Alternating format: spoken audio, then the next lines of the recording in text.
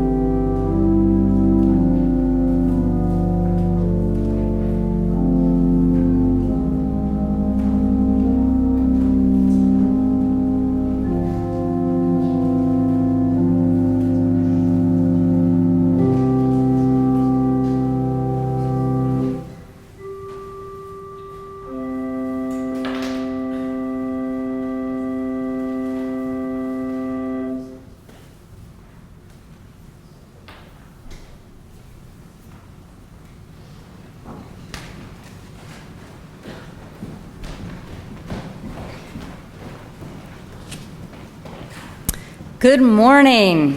Good morning. Our opening words are by Katie Kandarian Morris. Here we have come into this sacred space, quieter now with our readiness, hushed voices, hoping, trusting for so many things, for connection, for communion, for inspiration, for information, for healing, for wholeness, for words, for music, for celebration and consolation. Here we have come into this space, bringing all of who we are. Let us be willing, however we are changed.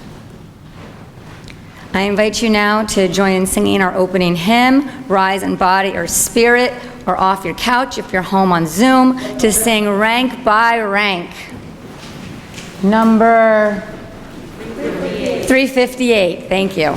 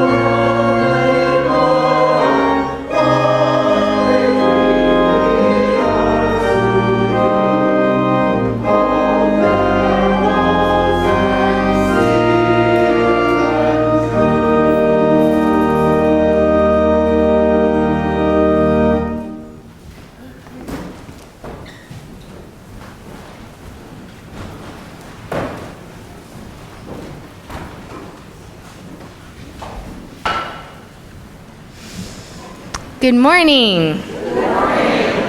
I'm Reverend Annie Gonzalez. I'm the acting senior minister here at First Parish in Bedford, and I'm so glad that you're here with us this morning, whether you're here virtually, here physically, upstairs and down. It is wonderful to see you all and to have our fabulous choir here with us today. Here at First Parish in Bedford, we are a Unitarian Universalist congregation, and here people have gathered for generations trying to live better lives and seek better truths together. We will be talking quite a bit today about what it means to be Unitarian Universalist, what promises we make to one another, what promises the congregations make to each other as a larger association. So I thought it would be nice to sing that song that nods to our spiritual ancestors this morning. It's a hymn often used to process in for ordinations. You may be familiar with that. It was sung at my own ordination back in 2014. Yeah. It was a good day. We are also going to have an opportunity for some reflection and discussion after this service. If you want to reflect back on what you've heard this morning. And so we're going to gather in person in the Bacon Room upstairs or on Zoom. You can do either one. Both are good options, depending on how you're participating in the service. And we will gather 10 minutes after we end, whenever that might be. A different opportunity for next week after the service is that we are going to have an opportunity fair, and it's going to have ice cream. So you're going to want to come. It's pretty exciting. Hopefully, if you are part of a committee or group at First Parish, you received an email from Dave Southard about how to sign up your group to have a table at our Ice Cream Sunday Fair. All the different groups and committees are going to have different Sunday toppings. So you can go around with your bowl of ice cream and you can check out, like, what is the lay pastoral care team? And also, here's some sprinkles.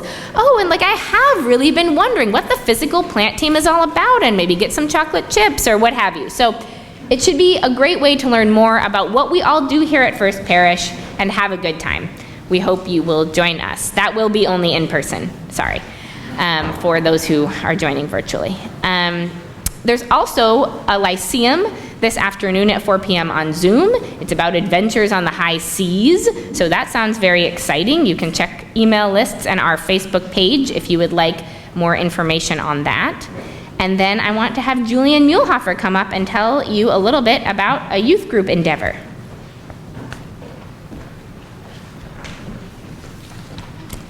Hello, my name is Julian, and I'm a member of our senior youth group here at First Parish.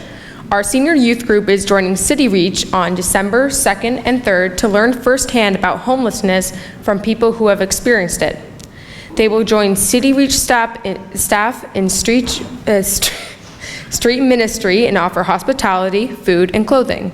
To this end, SYG is asking for donations of new wool socks, crew length, black and gray, and hand warmers. There will be a labeled container in the Elm Street entrance on the next 2 Sundays where you can make those donations, or they can be dropped off during the week if you prefer. We'll send out a note to remind you all about this on the email list. Thank you for your generosity.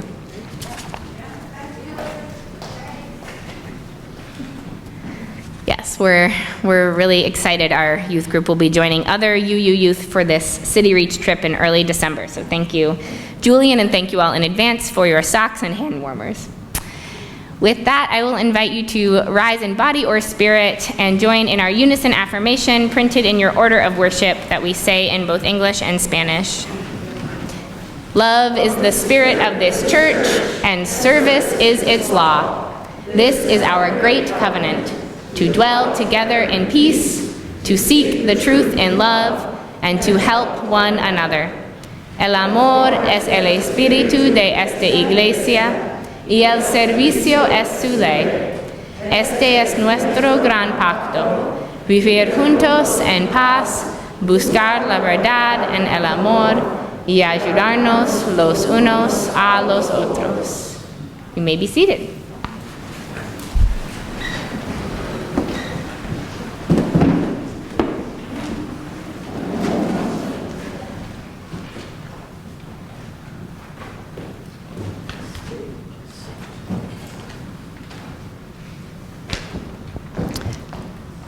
This is a nice chair.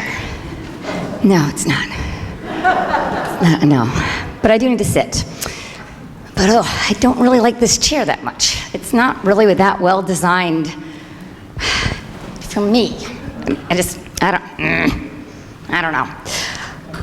A few weeks ago, I went to an exhibit at Historic Deerfield on furniture making in the colonial era, and I learned a lot about chairs, which, okay.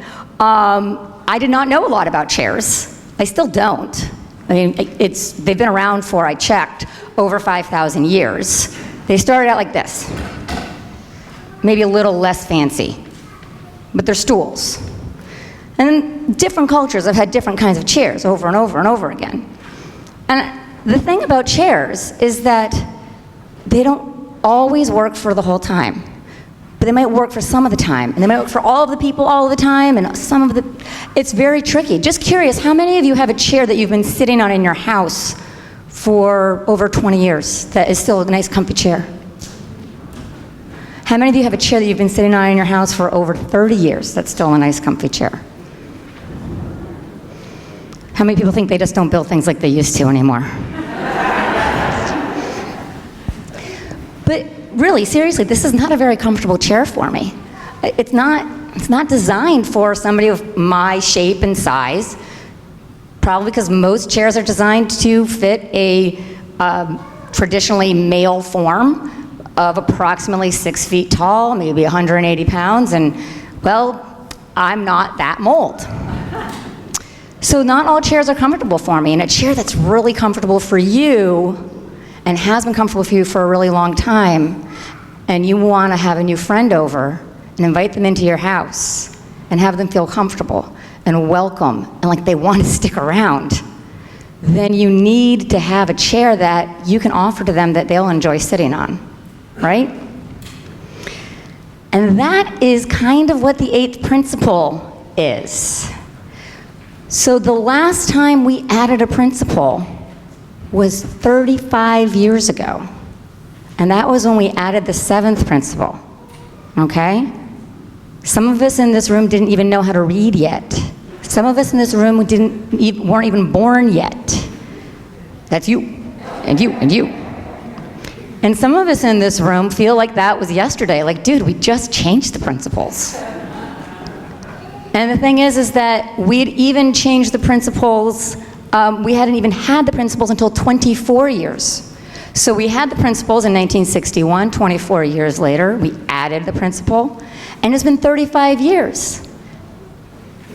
So we had a chair that we thought we could put out for anybody to come and be at our table with us. But then we realized after 24 years that we needed a different kind of chair. So we added some upholstery. We added some armrests. And now, 35 years later, we know that we need to add another principle. Maybe we need to add a footstool, because my feet are dangling. So, 8th principle. It's at the top of your order of service.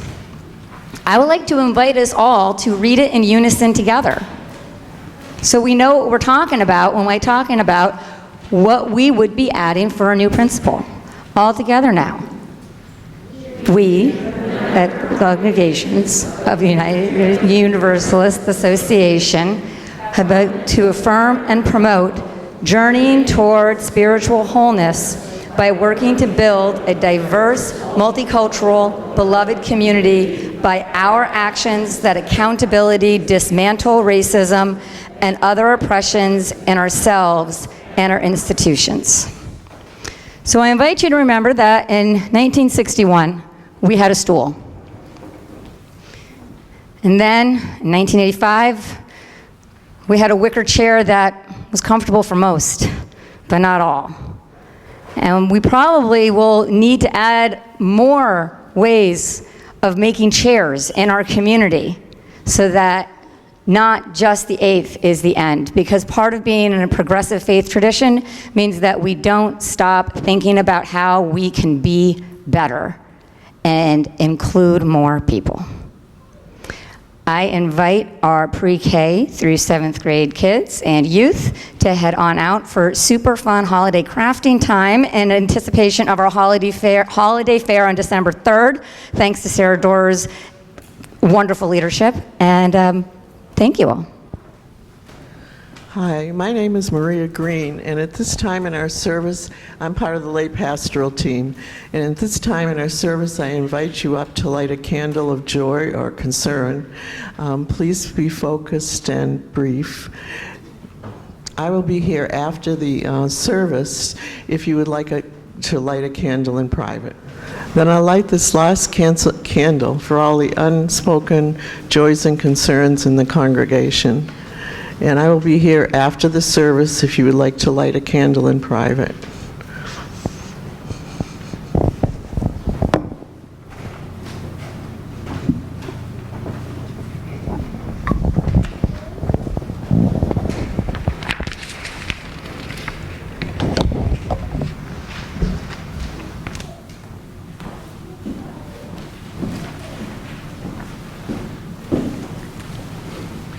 So before I go into the introduction to the offertory, I also wanted to point out that this weekend is Veterans Day weekend. And we all should be appreciative of what our vets have done for us and still continue to do for us around the world. So when I arrived this morning, and I hadn't thought about this, but I wore this mask. And somebody said, "What is that?" And I said, well, it's actually the duck bill of Scrooge McDuck, if you happen to know the Disney characters. It's got the duck bill, it's got his whiskers, and it's even got his pince-nez there, which if I put glasses on will ruin the effect. You know, and Scrooge is the one who had all the money. See where this is going? Scrooge is the one who had all the money. No, we don't know where it came from. We assume that he was just a shrewd businessman. But in fact, nothing can survive without financial support. And I listened to the beginning of the reading we had this morning of the 8th principle, where it says, "We, the member congregations of the Unitarian Universalist Association, covenant to affirm and promote." And I love that. And that's what we stand for. We want this to survive.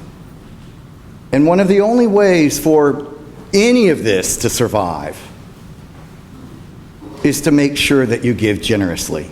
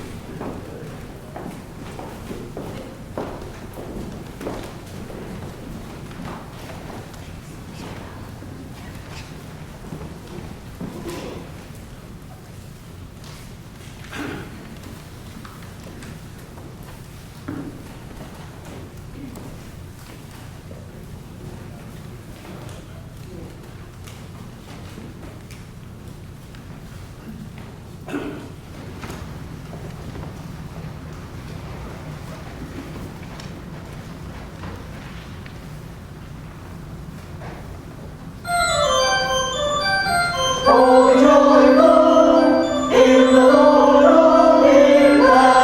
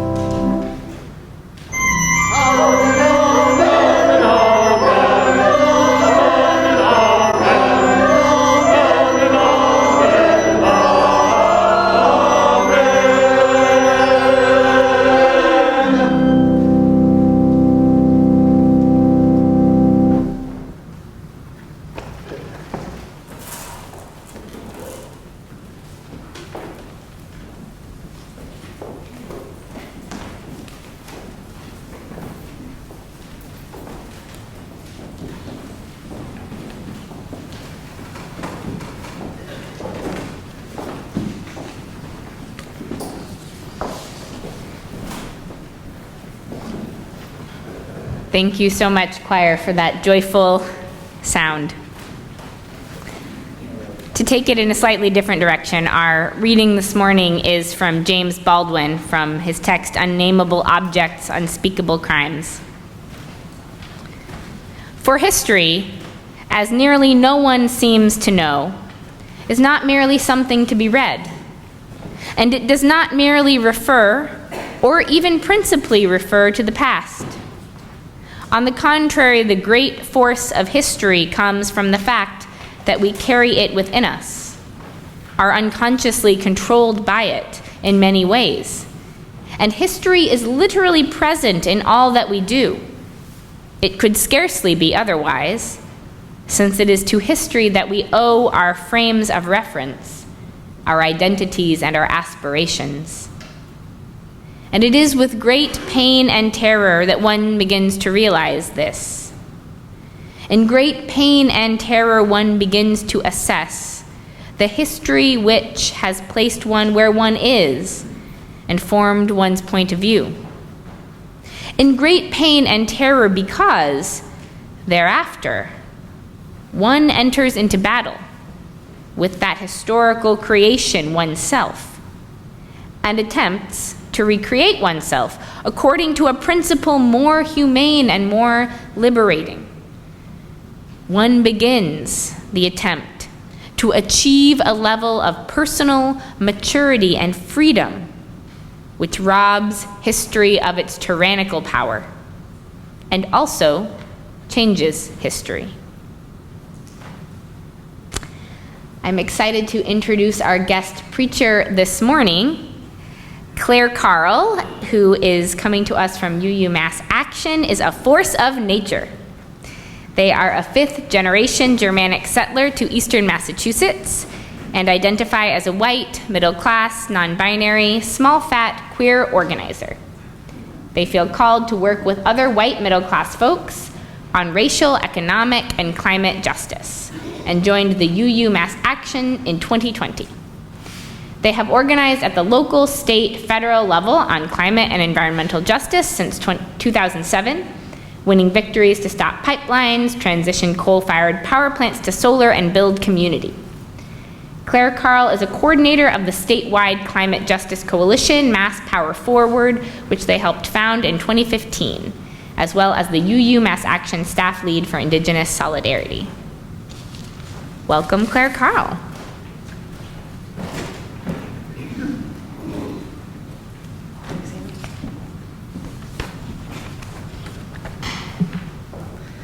Good morning. Good morning.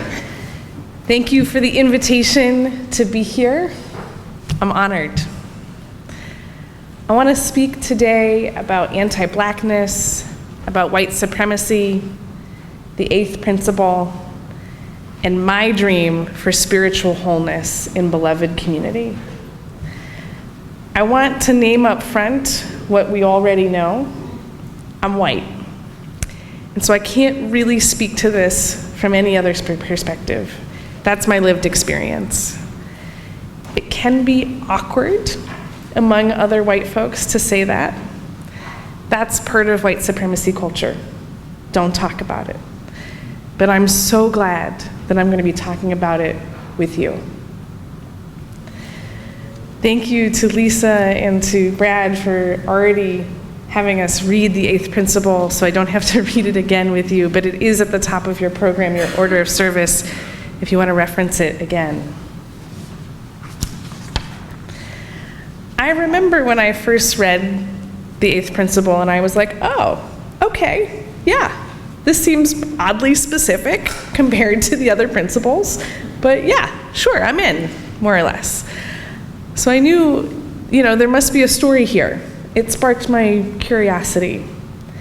I'm not a person who likes doing things just because I'm supposed to. I want to know why. I'm like an annoying 3-year-old. Why is this here? And so I looked into it. And I want to say really succinctly up front what I found. It is different. The eighth principle at its core is a recommitment to healing racism, I say recommitment because myself and the authors of this principle already know that you and I are committed to dismantling racism and other oppressions. Based on the other 7 principles, it's obvious. We know that all UUs are. But it hasn't been enough. It hasn't been enough for each of us individually to try to be not racist. It must also include our entire culture and institutions, systemic racism, the racism that got codified into our society's policies, our laws, our cultural norms. One of the originators of the 8th principle is Paula Cole-Jones, Director of Racial and Social Justice. She actually developed the idea of the existence of 2 different paradigms in UU circles, the 7 principles and beloved community.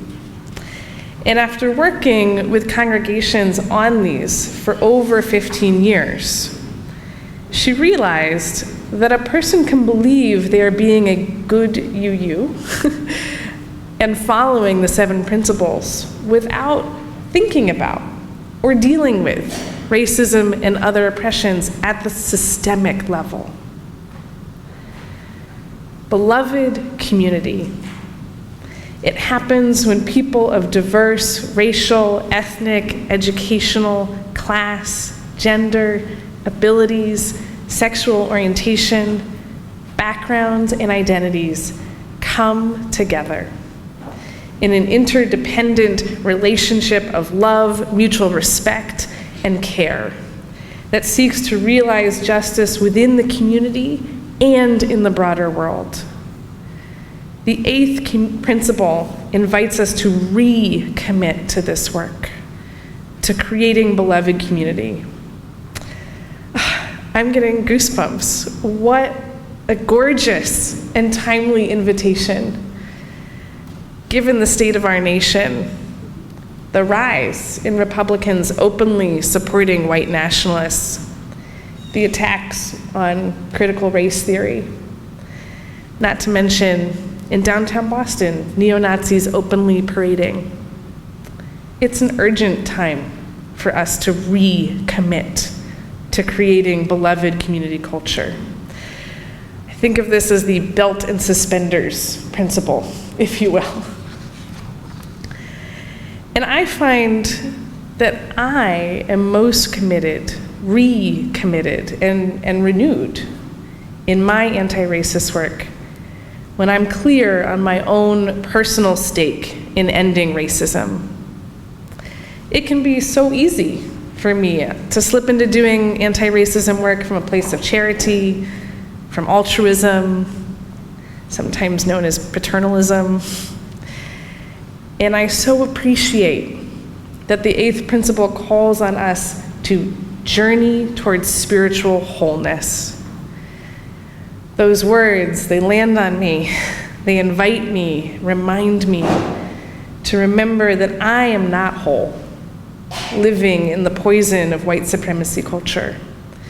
Each of us is not whole right now. What do I mean by that? I turn to one of my favorite anti-racist authors, Tema Okun. She writes, "While white supremacy culture affects us all, harms us all, and is toxic to us all, it does not affect, harm, and violate us in the same way.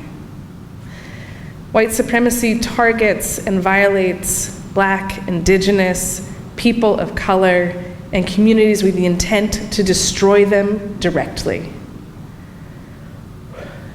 I think we all get that part. It breaks my heart to read it.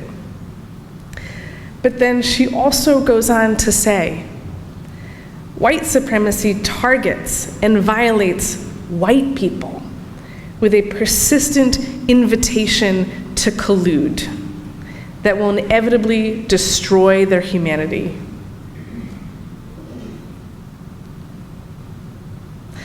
I feel this most acutely as a white person, as a kind of flatness. Like my own humanity was literally blanched out of me. It's a phantom limb feeling that I was meant to be more fully human, more connected to other humans, more full of emotions and spirit.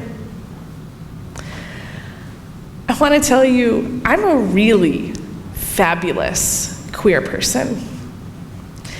In a beloved community culture, I would probably go out into the world every day in rhinestones, really big dresses. Maybe some days I might paint on a mustache or a beard. Always a lot of color. And it wouldn't be a thing. I would just be one of those all of us people living their full selves. Sometimes when I share this, people say to me, well, why don't you just be yourself? Just go for it. And I have to wonder, why haven't you and we created a world where that feels easy for me? Right now, across the country, trans youth are the poster child target for oppressive politics. And I still feel uncomfortable sharing my they/them pronouns in Massachusetts. And that's just a soft example, right? When Black, Indigenous, and people of color are still disproportionately targeted for the violent prison system. Massachusetts still celebrates Columbus Day statewide. These are not problems to be solved individually. I need all of us to create beloved community culture. So why then is it so hard for me to see, remember, and ground into the fact that white supremacy culture is poisoning me as a white person? Why must I recommit myself perpetually, daily? A cultural somatic practitioner I follow on Instagram named Tara Hazumi posted once that the one superpower of whiteness is dissociation. This struck me to the core. I have often felt in places saturated with white supremacy culture, the push to keep emotions down, stay in my head, ignore my gut, my body, my increased heart rate. This push comes not only from my own conditioning to fit in and feel small, but also from the norms of white supremacy culture. And it's not enough for me to just try and heal myself. We have to heal the entire collective where systemic racism has poisoned us.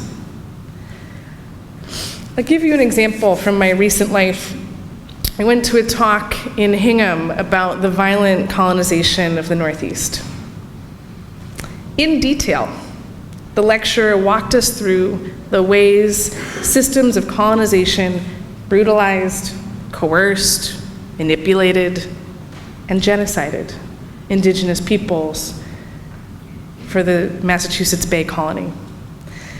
Myself and the other people in the audience had clearly been poisoned by white supremacy culture because I and they all sat there calmly, or I might say numbly, listening before the drinks and snacks afterwards. When I shared this observation with my friend over tea afterwards, we realized how different it could have been if there could have been space to cry, or to shake, or to pray. But we were dissociated. Stay in the head, stay intellectual. This is a big part of white supremacy culture and its poisonous effect on me and on us. I dream about what it could look like to have beloved community culture in that kind of space. A space that faces uncomfortable history and had space for, say, wailing? Can you imagine how our hearts would break open? It's uncomfortable. In part because under white supremacy culture, I really don't know how to do that. I imagine many of you don't either. We have to invent it. I wonder if there were Indigenous people in that room that day and what it must have been like for them. I can't get to that place alone. We have to change the culture together. I need you, and you need me. White supremacy culture has also taught me to dissociate and forget who I am ethnically, and to think that I am normal. All the other white people are just like me. My ancestors have been in the US assimilating to whiteness for 5 to 15 generations. My father's side came to Boston in the 1800s. Prussia was a mess, and they wanted opportunity. Well, they found it. But at what cost? In the year 1900, my grandfather was 11 years old. His name was Karl Heinrich Müeller, Jr. His father, Karl Heinrich Müeller, Sr., took them both down to Boston City Hall to change their names. Together, they became Charles Henry Miller, Jr. and Sr. Can you imagine what that might be like for an 11-year-old? The message was clear. If you want to make it in the US, dissociate as much as you can from your ancestors' ways, your heritage, assimilate into whiteness, blend in, make money. Each generation in that lineage of my family white-flighted to a whiter, wealthier suburb of Boston. So much fear and scarcity, there are no cousins who talk to each other from that side of the family. I sometimes like to put myself in my grandfather's shoes at 11 years old. I try to imagine all the different iterations, ways that he might have felt. Maybe he felt hurt. Maybe he was just confused. Maybe he was relieved. I'm told that he grew up to really dislike immigrants, especially the Irish. I wish it were not that way. I dream of a US where all people can be their full selves, and we cultivate that in each other as a culture of beloved community, where no one feels like they have to assimilate to whiteness, either in name or in spirit. I dream of a US where it could be professional and it could be appropriate to feel our emotions and our spirit at a lecture on brutal history. Perhaps it could even be planned for and nourished. I dream of a beloved community culture where policy debate is on how to best bring affordable housing, good education, nutritious food, and real health care to all people. Not about whether or not to allow undocumented people to have driver's licenses. Because here's the other thing about this. Shame researcher Brené Brown, she lays it out really clear. She says, we cannot selectively numb emotions. When we numb the painful emotions, we also numb the positive emotions. So I'm not only inviting a culture of talking about pain and wailing, but I'm also talking about a culture of big laughter, really big smiles, joyful tears, spontaneous singing, spontaneous dancing. By numbing out the pain of white supremacy culture, we are also cutting ourselves off from the really good stuff. That same author, Tema Okun, she wrote, if we want to defeat white supremacy, then we have to get skilled at meeting our fears so that we are not manipulated by those who delight in seeing us go after each other, go after ourselves, while they maintain power and control. If we want to transgress white supremacy, we have to get good at belonging to ourselves and welcoming each other into belonging, even the complicated parts. This is not easy. This is necessary. And the prize is belonging to beloved community. And we need it as quickly as possible. Black, Indigenous, people of color are being targeted for suffering and exploitation and death now. Young people report increasing levels of depression and isolation now. I am so sure that UUs have the tools to nurture beloved community culture. We already are. We're already cultivating a transgressive space where we share joys and concerns, where we sing together, pray together. These are key antidotes to the poison of white supremacy culture. I hope that you will join me in recommitting to growing beloved community culture with the eighth principle, to journeying back hand in hand to spiritual wholeness. I urge this congregation to discuss adopting the eighth principle. I urge you to read Tema Okun's essay and website on white supremacy culture characteristics. I urge you to read about beloved culture and run towards each other to build it. I urge you to consider joining a campaign backing Black, Indigenous, and people of color. We have several at UU Mass Action, but there are plenty. And I hope you stay after with Annie to be in the discussion or on Zoom.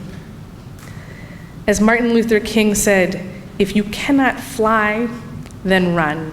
If you can't run, then walk. If you can't walk, then crawl.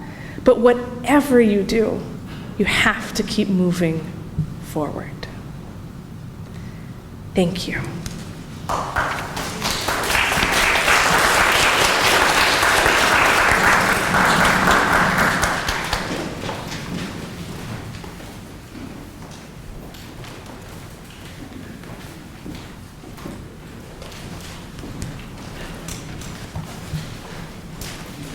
For our closing hymn, page 34 in the Singing the Living Tradition hymnal with the embroidered cover.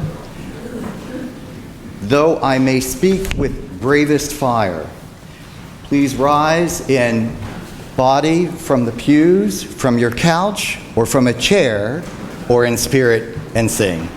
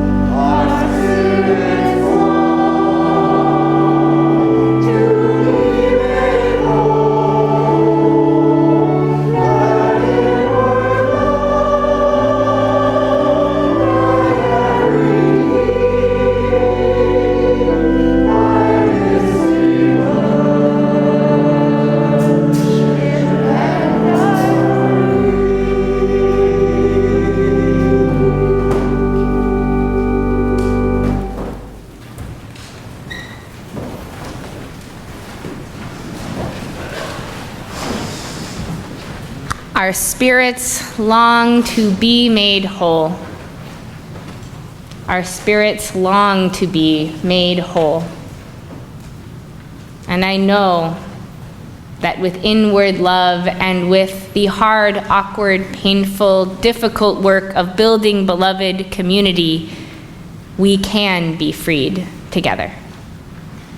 Let's keep doing it.